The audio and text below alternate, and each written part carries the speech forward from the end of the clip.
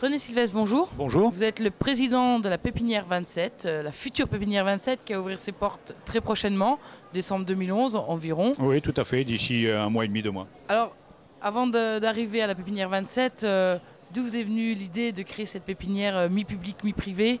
Vous avez un parcours, vous êtes le fondateur de l'étudiant, rappelons-le, mais ça a un lien avec la pépinière. Ah oui, moi je suis le fondateur de l'étudiant et en même temps je suis un créateur d'entreprise dans l'âme.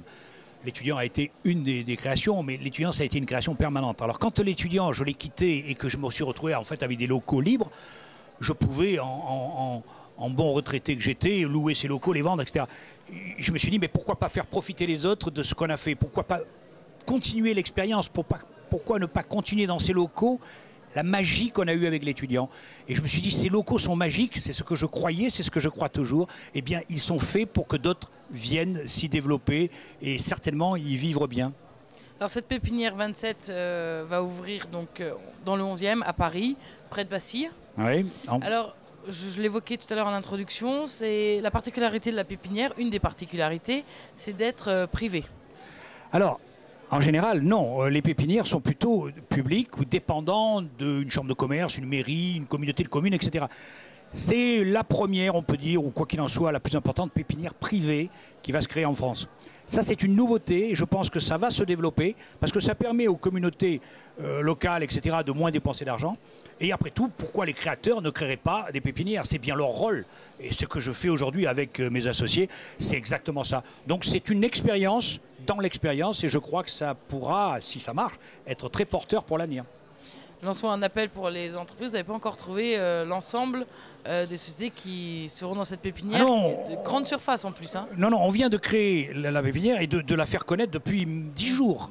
Avant, 4000 m² depuis. Et comme elle a 4000 m² qu'elle peut accueillir 70 boîtes, il y a de l'espace. Et cet espace est encore en grande partie libre parce que la pépinière, on vient de la faire connaître et ce salon où on est aujourd'hui est la première sortie officielle de la pépinière. Donc on reçoit les candidatures actuellement. Que peut-on attendre de la pépinière 27? Alors, on peut attendre essentiellement 2 choses. Vous avez une offre dite immobilière où l'intérêt d'une pépinière c'est de louer des locaux en ne payant que la surface que vous occupez vraiment. Sans aller payer les salles de réunion, l'accueil, les toilettes, les couloirs, etc. Ce que vous payez dans n'importe quel locaux. Donc quand vous louez chez nous, dans une pépinière ou chez nous, 25 m², c'est vraiment 25 m² pour vous. Premièrement. Deuxièmement, on offre un accompagnement aux créateurs. Un accompagnement sous forme d'informations, de conférences, de réduction dans un tas de choses, mais aussi de coaching, de suivi. On va les accompagner, on ne va pas les aider, j'aime pas le mot. Hein, c'est eux qui vont s'aider. Nous, on est là pour vraiment faire un accompagnement, être à l'écoute, et puis, bon, voilà quoi, répondre, accélérer des processus, c'est tout. On est un accélérateur de succès. C'est bien dit. Voilà, ouais. Également, une autre spécificité, mais pas totale, c'est sur le développement durable. Alors, oui, on a voulu donner un thème à cette pépinière. On accueillera en priorité des entreprises ou en, disons, majorité si possible, qui ont un thème autour du développement durable. Et vous savez que c'est très large, le développement durable, ça touche toutes les activités.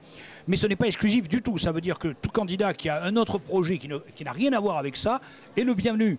Pourquoi? Parce qu'une pépinière, c'est une communauté. Et qu'on veut que les gens se retrouvent avec des gens très différents. Avoir les mêmes projets n'a aucun intérêt.